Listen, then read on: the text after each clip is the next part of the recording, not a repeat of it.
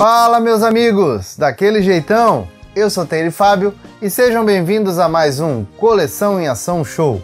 E no programa de hoje a gente vai dar uma olhadinha nos brinquedos de antigamente que hoje são caros e também raríssimos de se encontrar. Ficou curioso?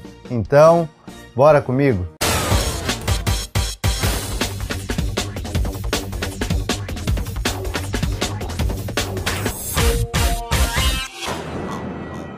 E se você ainda não está inscrito no canal, aproveita e se inscreve aí, porque só assim eu consigo trazer nostalgia para você todas as semanas. E já aproveita e deixa aquele like felpudo, porque só assim você fortalece o canal cada vez mais. Todo mundo que acompanha o canal sabe que tudo aqui é movido por nostalgia, e quase toda a minha coleção é dos anos 80. Tudo porque eu acho que aquela década criou e produziu coisas que hoje fazem parte do imaginário popular. E foram milhares de filmes e desenhos que renderam outra centena de produtos e brinquedos que moldaram a minha e a infância de vocês. E tanto aqui no Brasil quanto lá nos Estados Unidos, toda criança se acostumou a assistir seu filme preferido ou desenho preferido e ao chegar na loja, tava lá o bonequinho do seu herói ou heroína preferidos esperando por você. Tá certo que muitas vezes ele ficava esperando a gente bastante tempo, né? Já que na grande maioria das vezes ou a gente ganhava brinquedo no aniversário,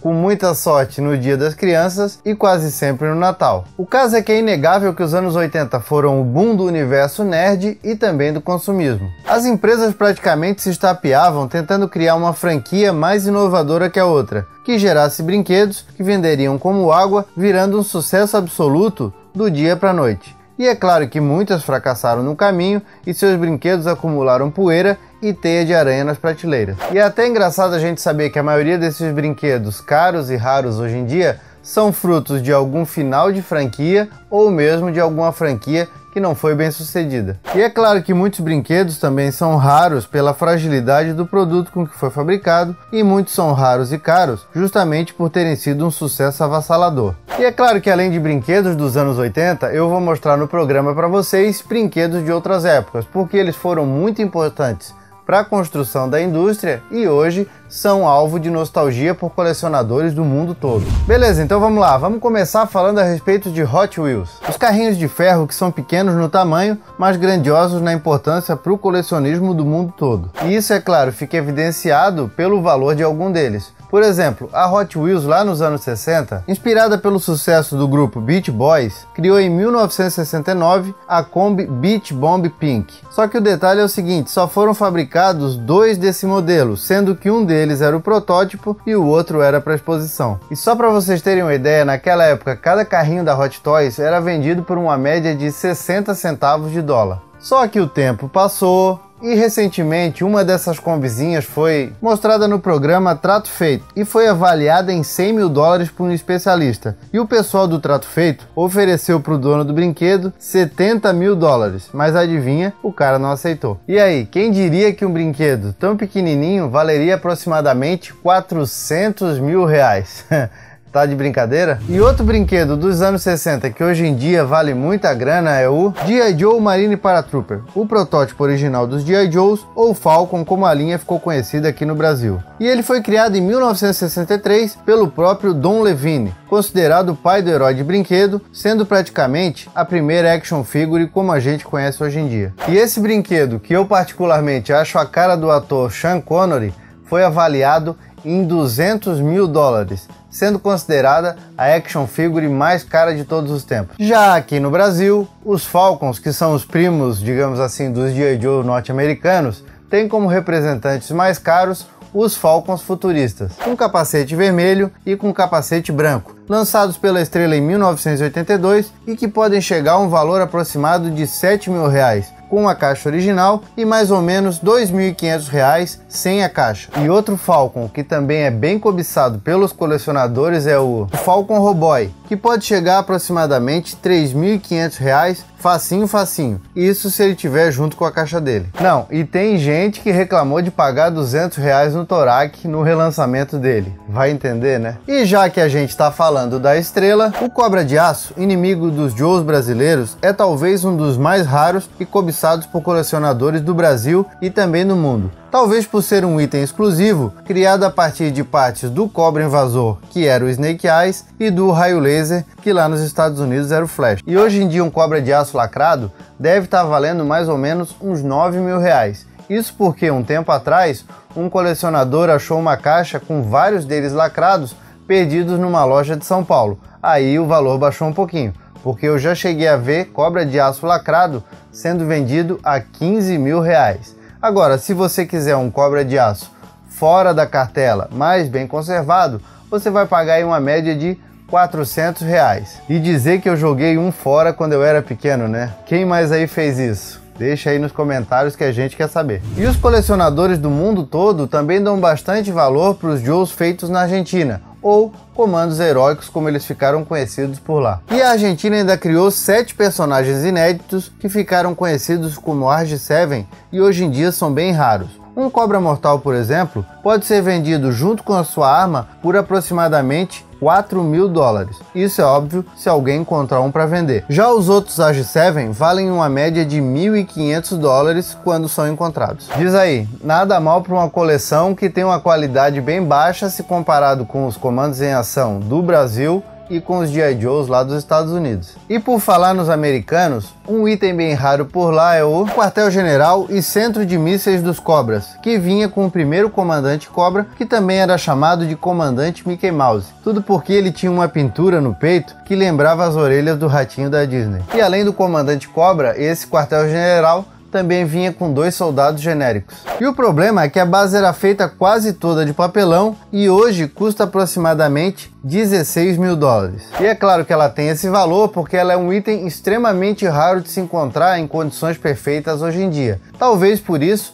a grande maioria dos colecionadores considere ela o santo graal dos G.I. Joes. Mas voltando para o Brasil, vocês acham que a Estrela foi a única a criar raridades por aqui? É claro que não, né? A Glaslit, por exemplo, aproveitou o sucesso dos Dinosaurs por aqui e a falência do desenho lá nos Estados Unidos e comprou os moldes que tinham sido feitos pela Galoob para lançar brinquedos em 1987 por lá, mas que acabaram nunca aparecendo. E dos 8 moldes originais, a Glaslit utilizou 5 e lançou os brinquedos dos dinossauros alienígenas em 1988 por aqui. E pronto, a gente tem outra linha de brinquedos que é bem difícil de ser encontrada aqui no Brasil e que é disputada a tapa pelos americanos. Por exemplo, se você encontrar um Dinosaur para vender hoje em dia no Mercado Livre, sem caixa, sem arma, sem nada, por 800 reais, pode pegar porque tá barato. Já nos Estados Unidos, eles são vendidos por mais de 700 dólares no eBay. E eu lembro que o ano passado eu vi um para vender no leilão no eBay e ele tava com caixa e tudo, zeradinho, fechadinho na caixa da Glaslit. Os caras botaram ele para vender por 4 mil dólares e adivinha, vendeu por 4,5 mil. É pouco dinheiro ou não é? Olha, se você tiver um Dinosaur por aí, tá com a chave de um carro na mão e talvez não saiba. E a Glaslit também é responsável por um dos brinquedos mais raros e cobiçados, não só dos anos 80, mas de todos os tempos. O alienígena Vlix, um vilão do desenho Droids, que foi lançado em 1985 e era estrelado pelos robozinhos C-3PO e R2-D2, que eram 2 dos principais personagens da saga Star Wars. E a Kenner, que era responsável pelos brinquedos do desenho e inclusive já se preparava para lançar uma segunda leva, levou uma rasteira quando o desenho foi cancelado no 13º episódio. E aí o que a Kenner fez? Abandonou a linha, junto com o final do desenho, e deixou alguns moldes inéditos de canto. Aí apareceu a dona Glaslit e resolveu comprar tudo para lançar os brinquedos aqui no Brasil. E de quebra, comprou o molde do boneco Vlix juntos. Aliás, do jeito que a dona Glaslit era, é capaz dela ter levado o molde do vilão gorducho junto, de graça no pacote. Acontece que com isso, a Glaslit foi a única no mundo a produzir esse brinquedo e ainda assim fez bem pouquinhos dele. E só para vocês terem uma ideia, tem um lacrado à venda no eBay e a galera tá pedindo a bagatela de 49 mil dólares, ou seja, quase 200 mil reais no maldito do Vlix. Mas, se você realmente quiser um Vlix na sua coleção e não se importar se ele estiver fora da cartela, é só dar uma procuradinha no eBay que às vezes, muito raramente, aparece algum sendo vendido pela bagatela de 4 mil dólares. Aí dá para completar a coleção, né? Agora eu quero saber uma coisa de vocês e não adianta dizer que não se aconteceu, hein? Vocês já tiveram um Vlix desse? Porque eu vou dizer, um brinquedinho bem sem graça, eu acho que eu nunca tive. Mas eu acredito que se eu tivesse, eu teria jogado fora. E vocês, já tiveram um Vlix? Deixa aí nos comentários pra gente sofrer junto. E outra linha que é conhecida por ter vários brinquedos raros é a linha Motu do herói He-Man. E muitos são raros por terem sido lançados em waves com pouca produção e outros pela complexidade de peças que facilmente se perderam pelo tempo. Por exemplo, o gigante Titus, exclusivo da linha Motu italiana, lançado em 1987, vale, com a caixa, mais ou menos 10 mil dólares, ou seja, 40 mil reais. E isso é claro, se vocês conseguirem encontrar um para comprar. Já o playset Eternia, um dos brinquedos mais gigantes da linha, e olha que quando a gente fala de brinquedo gigante, o He-Man é campeão, hein? Foi lançado em 1986 lá nos Estados Unidos e hoje custa em média 6 mil dólares. E obviamente, se você quiser o playset da Eternia com caixa, pode desembolsar, além dos 6 mil dólares, pelo menos mais uns 3 mil. Agora, eu fico imaginando, né? Brasileiro sofre para colecionar. Imagina se a gente quiser um playset desse. Quanto é que a gente vai pagar de imposto para trazer o playset da Eternia de lá para cá? Pelo menos mais uns 10 mil reais. E como hoje em dia o Aquaman tá na moda, né? Entrou em voga aí depois do filme estrelado pelo Jason Momoa. Que tal essa versão clássica dele enfrentando ninguém menos que o grande Tubarão Branco? Pois é, essa pérola foi lançada lá nos Estados Unidos pela Mego em 1978. E se você quiser pagar de modinha, dizendo que coleciona tudo do personagem, basta desembolsar 8 mil dólares, algo em torno de 32 mil reais, e aí, vá ser feliz, meu amigo. É claro que eu tô brincando, né, pessoal? Não precisa ser modinha para colecionar Aquaman, até porque eu sempre gostei do personagem muito antes dele se tornar famoso, e ainda mesmo naquela época que pegavam no pé dele no Cartoon Network. Mas uma coisa eu vou falar, eu não compraria esse brinquedo, porque eu vou dizer, com 32 mil reais eu acho que eu conseguia comprar um tubarão branco de verdade e ter ele dentro do meu próprio aquário. Bom, meus amigos, o programa tá chegando no fim. Eu sei que ainda tem muito brinquedo raro e muito brinquedo caro por aí, mas os que eu falei para vocês já daria para esvaziar a caixa forte do Tio Patinhas. Mesmo assim, se vocês conhecem algum que eu não falei, deixem aqui nos comentários pra gente ficar sabendo a respeito. E se vocês gostaram do programa, não esqueçam de dar aquele like felpudo e compartilhar com os amigos. Eu prometo pra vocês que a gente se vê na semana que vem. Por enquanto, fiquem com o meu abraço e valeu!